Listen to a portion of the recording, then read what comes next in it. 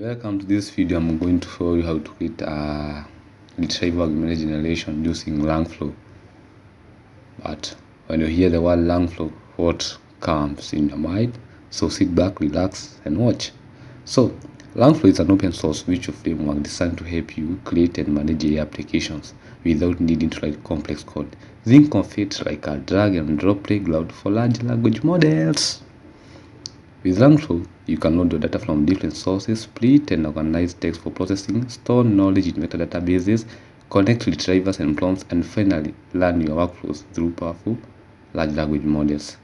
And what is the connection between Langflow and RAG? Is that this technique is a technique that makes large language models smarter by giving them access to external knowledge. So in Langflow, this process is simple. You load your data such as PDFs or docs. A text splitter breaks the content in small chunks. These chunks are stored in a vector database where each piece of text is transformed into embeddings for easy searching. A retriever component searches the vector database to find the most relevant chunks based on resource quality. Finally, the large language model combines the retrieved knowledge with its listening to generate a precise and a context-aware answer. So, large language Retrieval-Augmented Generation in Langflow is all about connecting your data with an AI model in a drag and drop workflow, making sure your answers are both powerful and grounded in your own knowledge base. Relax and show you. So I'm going to open my Langflow in the browser. So I'm using my Linux user, and Langflow is running in my local machine, that is localhost. So I'm going to open it. I've already run it in the terminal, so I'm going to open the tab. Now I'm going to type. You can see the port is running. That's how it is. So it's opening. Yeah, it's loading. Yeah, let's ask it as it loads. I'm going to get into my project. Yeah, the final output of our project will be like this. It will be free functioning, as you can see. It has all the components interconnected using RAG, Langflow. And for now, I'm going to create a new workflow. So I'm going to open these templates. Are templates that you can use, but I'm going to create one from scratch so that you can see. So first of all, I'm going to load the file loader. So we are going to run our file picker. Yeah, I drag it into the screen. You can see it. Yeah, the function, the purpose, this is where you bring your source data.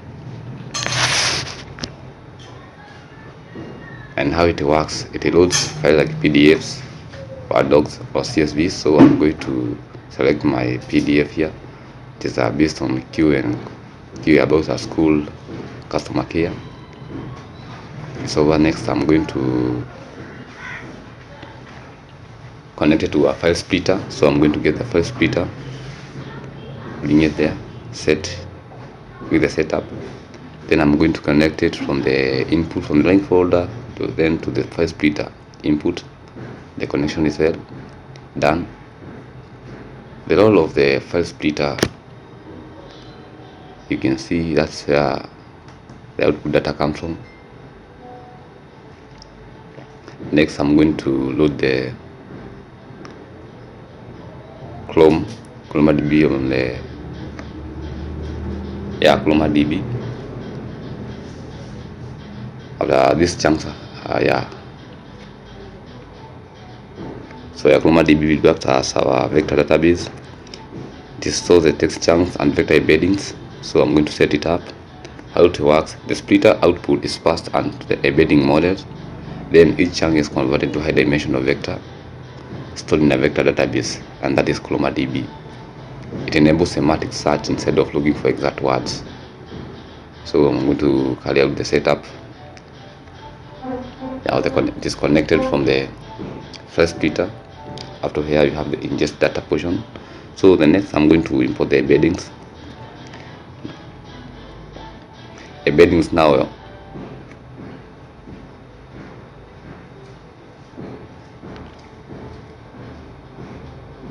I'm going to connect it with the Chroma DB or the vector base.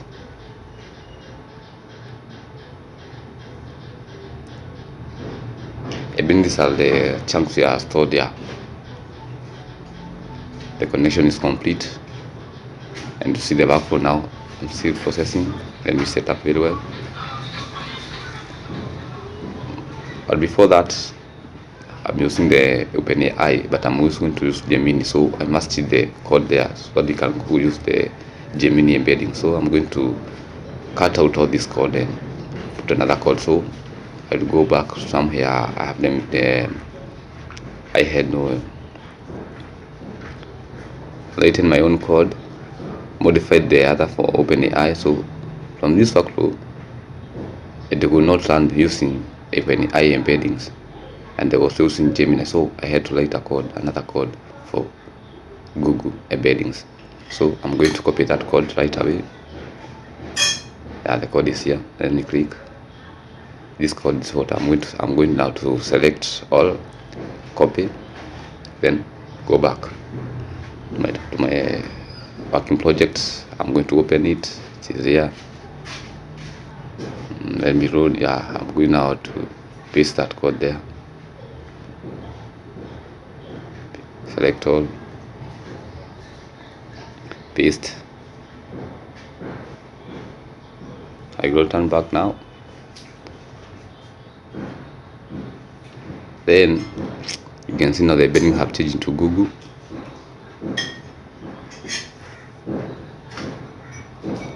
That's how it's changed. So I'm going to connect with my Chroma DB.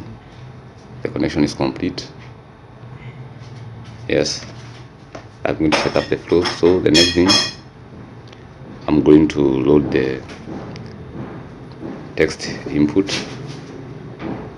That is where the user will be doing their query. You enter in the static query. You manually type a query like a summary chapter. Next, I'm going to load chart input. And the chart input, I'm going to connect it with my text input.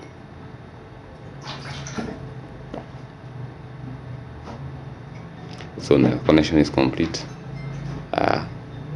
Then I'm going to load the prompt.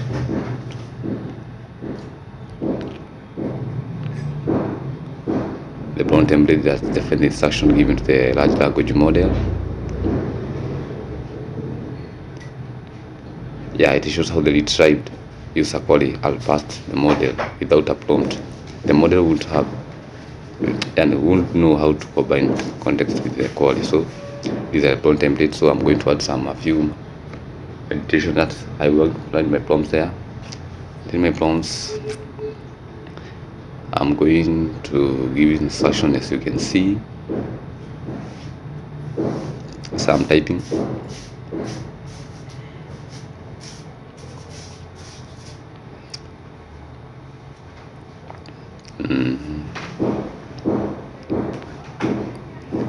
Yes, I'm typing.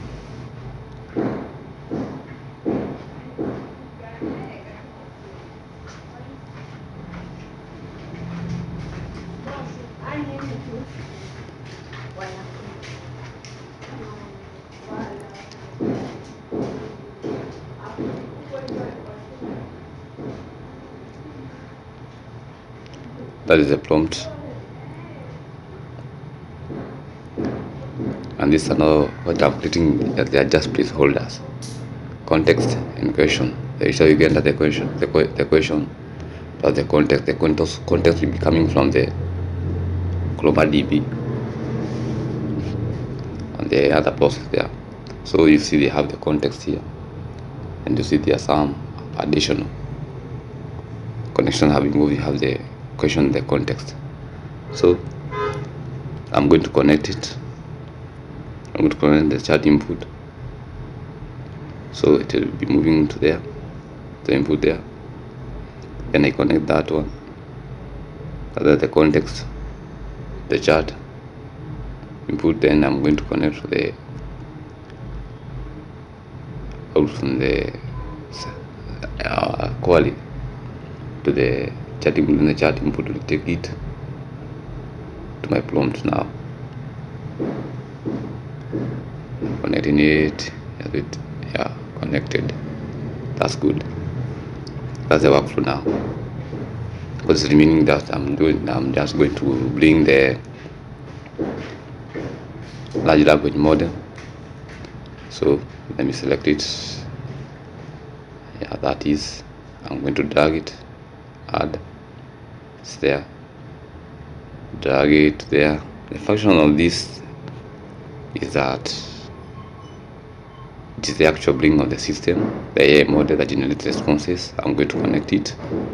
Then it takes the prompt, process it using the model OpenAI, GPT, or that now I'm used for. I'm going to use Gemini, and then it produces large language responses. Yeah. Yeah, the connection is complete. Lastly, I'm going to get the chat output now. I'm going to set the output. I'm going to connect it now. Output, that is the large language model's answer to the user. It takes the generated text and shows it in the UI or the user interface, the API output. That is function. And now we are good. We are done. Our RAG is complete and ready to function. We are done. Yeah, that's how the workflow goes. As you can see, everything is connected. So I'm going to learn it. Yeah, you can create your own. If you have a Gemini API, you can go and paste, and it is all. And you can test it. You can test it. It's run. So I'm going to select Gemini. You can go and type your API key there. So the other model looks like that is set up. Everything is correct. I already selected my file, and let me run it now. The flow is learn. New chart from the language. I'm going to put an input, anything. Yeah, I'm going just to do anything. I'm going to learn it, and the workflow is good. It's building now. You can see, yeah, learning. But I got an error that I don't have an API. For I don't have a Google API. I'm going to set it in the next video, and the current flow is learning.